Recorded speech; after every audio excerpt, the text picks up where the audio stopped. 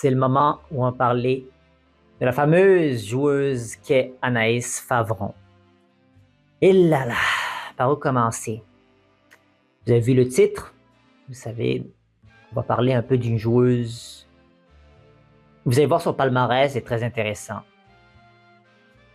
On va commencer tout de suite avec l'histoire d'Anaïs Favron. Elle a commencé à jouer en fin du 20e siècle. Elle a gagné justement une coupe charade en 99 avec les Rouges. Et là, par la suite, 10 ans plus tard, à peu près, peut-être un peu plus, vers la saison 2009 à 2011, non, 2010-2011, elle a gagné avec les Oranges, sa deuxième coupe. Et, roulement de tambour, c'est tout. Ouais, comme Caron. Caron a gagné 8 coupes charade, mais elle avait gagné aucun autre trophée. Donc, comme trophée individuel, elle avait juste gagné... Pour Sophie Caron, je parle, elle avait juste gagné le prix du public une année. Favron, aucun trophée individuel. Et oui, pas de recrue de l'année, pas de langue française, pas de championne conteuse, pas de la joueuse la plus étoilée. Tu sais, pas la joueuse la plus appréciée par ses pairs, pas le prix du public, et j'en passe. Mais, on en parle quand même, on fait une vidéo sur Anaïs, et là, tu vois, je ne vais pas du tout la malmener. On fait une vidéo sur elle, il y a beaucoup de substances et de viande sur l'os pour aborder le cas d'Anaïs Favron. Si vous connaissez les films noirs, vous êtes sûrement en train de comprendre que dans un film noir, il y a le concept de la femme fatale. Une femme qui déjoue le protagoniste principal et qui finit par gagner quelque chose au final. Qu'il ne serait-ce de l'argent ou que ce serait la gratitude de lui avoir brisé le cœur, genre la satisfaction plutôt de lui avoir brisé le cœur, ou juste simplement par désir narcissique psychopathique. Son style de jeu est tel que c'est la joueuse la plus compétitive de la ligue. Et quand on y pense, vraiment comme faut, Anaïs Favron, les matchs en duel, c'était parfait pour elle, le format.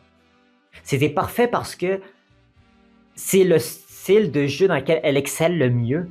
Comme je vous dis, en termes de joueuses par équipe et tout, qu'on lui donnait jamais assez de place. Elle avait commencé à jouer quand il y avait genre 6 à 8 joueurs dans l'équipe, dans son équipe, puis peut-être qu'elle n'arriverait pas à avoir sa place. Mais là, quand tu es en 1 contre 1, c'est inévitable que tu vas prendre la place. Elle l'a compris, ça, Anaïs Favron. Elle l'utilise à son plein potentiel. Anaïs Favron, c'est une joueuse que si tu prends pas la place, elle donne beaucoup de propositions. Elle est très, très, très généreuse dans les propositions qu'elle offre. Elle est très, très intelligente comme femme. Elle lit beaucoup. Elle est très, très futée, très rusée. Donc, si tu n'utilises pas le temps de la patinoire qu'elle te donne, si tu sautes pas sur les propositions puis tu les enrichis en même temps niveau qu'elle, elle va prendre toute la place. Elle va prendre toute la place. Donc, en tant que joueur, il va falloir que tu fasses preuve de discernement. Et c'est ce qu'a fait justement le joueur Antoine Vézina, comme j'ai dit dans une autre de mes vidéos. Si vous avez vu mon top 10 de matchs en duel, j'avais dit qu'Antoine Vézina, c'était le meilleur adversaire pour Anaïs Favron parce qu'il savait exactement comment répondre face à ses attaques personnelles. Parce que contrairement à Drolet, qui lui donne des attaques beaucoup plus directes, du côté de Favron, elle va te donner des attaques un peu plus subtiles. Pas besoin d'étudier ses défauts, ils sont flagrants. Quand elle a dit ça à Vézina, Vézina lui a répondu « Je n'ai que des faiblesses et c'est ma plus grande force. » Et il y a eu le public qui a été derrière lui puis a applaudi là-dessus. Et aussi la fameuse improvisation du ministère de l'Éducation qu'il a faite avec Vézina. Favron parlait. Lui, Vézina, il savait qu'il n'y aurait pas le bout du bâton dans cette impro-là au niveau du dialogue verbal. Donc, il s'est dit « Ok, je vais faire autre chose, je vais trouver une idée. » Puis, il parlait d'un piège à ours qui s'est rentré et que là, le public, évidemment, sauté sur l'occasion. Et par la suite, ça a permis justement à Vézina de remporter cette impro-là. Par contre, c'est en prolongation que ça s'est joué. Favron, elle est quelqu'un qui ne lâche pas le morceau. C'est quelqu'un qui est déterminé à gagner. et aller dans des facettes, dans des coins qu'il n'avait pas l'habitude d'aller avant, c'est-à-dire de jouer avec des personnages qui ont un langage plus familier, non un langage soutenu comme elle a souvent de ses personnages. Et c'est ce qui lui a permis de gagner l'impro avec Vizina. Puis il y avait beaucoup de prolongations en toute honnêteté quand même avec Favron. Fait que ça aurait pu se jouer contre elle. Avec Crête, c'est la même chose, c'est une comparée. Elle avait gagné. Donc, il y avait vraiment cette idée-là chez Favron d'aller dans ces zones pas de confort, justement. Elle va dans des endroits, tout pour gagner. Et ça marche souvent. Elle s'est rendue en finale, comme vous l'avez compris, en 2011. Elle s'est rendue en finale contre Simon Boudreau. Et en quart de finale, elle s'est fait éliminer par Cochrane en 2010. Et on va parler rapidement de qu'est-ce qui s'est passé dans ces duels-là. J'ai noté le match entre Cochrane et Favron comme étant un match excellent en termes de compétitivité. Il était dans mon top 10 de mes matchs favoris en duel. Par contre, la raison pourquoi je ne l'avais pas mis dans mon top 3, et voilà, c'est parce que c'était trop froid. L'atmosphère entre les jeux, c'était un excellent jeu compétitif, mais il y avait quelque chose une froideur dans le match, comme je l'ai expliqué dans la vidéo que je vais mettre dans la description. Chez Favron, il y a un côté... elle avait dit un commentaire sur Cochrane, elle avait dit ouais, c'est une question de chance des fois. J'aurais pu passer en deuxième, puis si Cochrane était passé en premier, j'aurais pu avoir une meilleure idée, ou tu sais, si le thème était meilleur, ou les thèmes étaient plus inspirants. Tu sais, quand elle avait dit ça à Cochrane, c'était un peu comme t'as dit ça, Cochrane, genre, assume tes décisions, t'es en improvisation, t'es un contre un, t'es tout seul, genre. Si tu fais une erreur ou t'as pas assez d'idées, c'est ta faute. Désolé, Favron, c'est ta faute. C'est correct de pas avoir nécessairement les meilleures idées quand nous vient, c'est ça le supplice ultime de l'improvisation. C'est des fois d'être dans des situations d'inconfortabilité, puis d'avouer des fois qu'on n'a pas tout notre esprit pour trouver des idées ou des thèmes qui nous sont intéressants, mais de les jouer malgré tout, de prendre le risque. C'est ça qui est intéressant. Et le problème avec ce commentaire-là, c'est que, est-ce qu'elle a vraiment raison? Oui, à moitié. C'est vrai qu'il y a une question de chance des fois dans l'impro, qui passe en premier, qui a plus d'idées, quel thème on va pogner, quelle catégorie, si la personne est plus habile dans les chanter, ben ça pourrait aider à faire plus d'impro à cet effet-là. Mais en même temps, c'est aussi une question du talent que tu as là. Il faut que tu t'y mettes dedans. Et après, justement, ça lui a coûté à la fin ce match-là avec Cochrane. Elle n'a pas pu aller en demi-finale. Et elle a quand même pas pris sa leçon parce qu'en finale, elle s'est rendue en finale en 2011. Et justement, je voulais en parler. Tu as le joueur parfait contre Favron, qui est Vizina, mais il y en a un autre. C'est Simon Boudreau.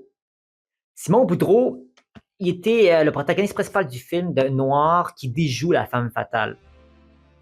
Boudreau, lui va prendre, c'est aussi un joueur très compétitif qui prend beaucoup de place, puis je vais en parler quand son temps viendra de parler de lui après.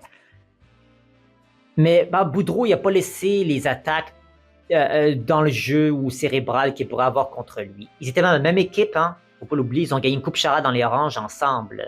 Donc, ils se connaissent très bien, Boudreau et Favron. Ils savent très bien qu'ils ont affaire, les deux. Boudreau avait déjà gagné 2 tournois individuels, je pense, à ce moment-là, en 2011. Et Favron n'avait gagné aucun encore de tournoi individuel. Il était très, très proche d'avoir son premier. Être la deuxième femme après Caron à avoir gagné un tournoi individuel. Mais elle n'était pas capable, elle était nerveuse. Elle voyait que Boudreau ne se laissait pas faire par ces techniques qu'elle utilisait d'habitude sur ses autres joueurs. Les autres victimes. En toute honnêteté, et là, elle a un peu choqué, elle a un peu paniqué, puis ça s'est fini par un comptage de 6-3, qui n'était pas très très serré en toute honnêteté. 6-3 ou 6-4, je sais plus. Je pense que c'était 6-4. En tout cas, Boudreau avait comme dominé dans le match. Boudreau était prêt, lui, pour la finale. Il était prêt, elle était peut-être pas préparée face à tous les joueurs de type. Le pire adversaire pour Favron, mais le meilleur pour elle, c'était bien sûr Frédéric Barbouchi, qui lui était trop gentil, je l'ai dit, là. Je l'ai dit. Barbouchi était trop gentil, puis elle a joué là-dessus. Ils se connaissent très bien aussi, les deux. Donc, ça s'est joué contre lui, qui avait été l'homme du tournoi en 2011. Mais revenons à Favron. Voilà. Favron, c'est une femme qui, son jeu détermine une fougue exceptionnelle, une créativité sans pareil, une répartie énorme. Et il faut pas penser que je veux la déjouer, tu sais. Faut pas comme penser que je veux la malmener comme joueuse et tout. C'est une très, très, très, très bonne joueuse. Si vous voulez apprendre à faire de l'impro, faites comme Anaïs Favron. À quel point vous voulez quelque chose. Vous avez une idée en tête, vous la lâchez pas et vous allez au fond, vous allez creuser très profondément dans votre être pour aller chercher des racines qui étaient enfouies longuement et qui n'ont pas été prises, puis pour gagner des impros, pour créer des émotions, pour avoir des points, pour avoir une réaction du public, c'est toujours apprécié. Par contre, ça peut des fois avoir des incidences sur le jeu des autres. Si les gens prennent trop de place et sont beaucoup trop pour la compétitivité, sur l'aspect de la compétition, mais ça peut des fois mettre des joueurs dans les vestiaires de ne pas te faire la plus populaire dans les vestiaires. J'ai aucune idée. C'était quoi les enjeux dans les vestiaires avec Fanny Favron et les autres. Ça se peut que c'est très bien passé. Et elle a utilisé le tremplin qui est les duels d'improvisation pour vraiment laisser aller son talent, qui est toujours le bienvenu. Toujours le bienvenu. Mais voilà, des fois, ça montre un peu qui on est dans la vraie vie. Le style de jeu. Je sais que j'ai dit ça, puis Patrick Drolet joue un personnage quand j'ai analysé lui. Mais tu as quand même une partie de toi que tu laisses dans la patinoire, un peu comme joueur. Il y a une partie de ton âme et de ta personnalité qui transparaît dans la patinoire. Et Anaïs Favron, elle a cette partie-là. Femme fatale, qui va jouer dans ta tête, qui va essayer de t'avoir, qui va peut-être même changer une improvisation complète. Un excellent exemple là-dedans, c'est l'improvisation qu'elle a faite avec Barbouchi. Pourquoi? Il y avait une impro avec Barbouchi qu'elle avait faite dans laquelle elle était une personne avec qui on a fait un anniversaire un peu érotique et Barbouchi était la personne qu'on a payée pour lui faire vivre une expérience agréable. Et jouait au début une personne gênée qui prenait pas beaucoup de place parce que Barbouchi prenait la place. Et là, elle a dit, OK, je vais jouer le jeu. Et boum, elle a transformé un 360 complet sur Barbouchi, qui lui a perdu le fil de l'impro à ce moment-là. Et Favron a pu remporter l'impro, malgré qu'il y avait la moitié de l'impro dans laquelle elle était dans une situation soi-disant de gêne dans son personnage, puis qu'elle prenait pas toute la place, puis elle a changé ça en jouant exactement comme Barbouchi a joué. Et ça a transformé l'impro complètement. Donc voilà, pour ce qui est du jeu de Favron, une personne qui va courir le marathon complet. Elle va courir le marathon, peu importe, coûte que coûte. Elle va pas lâcher le morceau. Puis c'est des fois dans le sprint final, hein, les gens laissent tomber, c'est l'histoire de lièvre et la tortue. Et dans ce cas-ci, c'est elle, le lièvre. Non, c'est la tortue, mais elle ne s'assoit pas sur ses lauriers non plus. Donc, elle a la vivacité du lièvre, mais elle a également la sagesse et la patience et la dédication de la tortue. Donc, bravo à Favron d'avoir ce style-là. Qui est un style c'est l'audace d'oser faire quelque chose. Favron, elle avait osé faire ça. Et comme je vous l'ai dit, regardez ses trophées. Elle a gagné aucun trophée individuel, juste 2 coupes charades. Puis elle a fait de l'impro pendant plus de 20 ans. À Favron, si je m'ai vu, c'est à peu près presque. Au moins 15 ans. Puis c'est pas grave. Parce que c'est pas ça qui compte, au final. Des fois, c'est dans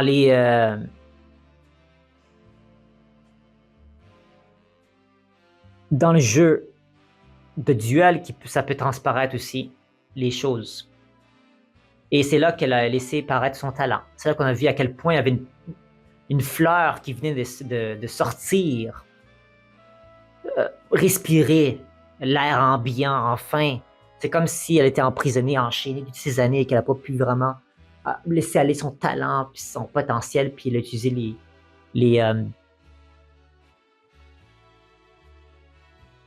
le tremplin de ça et je suis vraiment content pour elle. Puis je l'applaudis. Puis c'est pas tout le monde qui peut faire ce qu'Anaïs Favron fait, je l'ai dit. C'est pour ça qu'on analyse ces joueurs-là, ces joueuses-là de l'impro, c'est parce que c'est pas tout le monde qui peut faire ce qu'ils font. C'est d'aller dans... qui définissent leur style. Comme j'ai dit, c'est pas tout le monde qui peut faire ce que Barbouchi fait avec la fougue, que dans la dernière vidéo que j'ai uploadée, Drolet avec son côté vraiment baveux, il n'y a pas tout le monde qui peut aller dans cette avenue-là. Caron, dans son talent en chant, la voix qu'elle avait aussi, pas tout le monde qui peut faire ça. Courchaine avec le punch, pas tout le monde qui a le potentiel du punch. Donc chaque joueur et joueuse a quelque chose d'unique.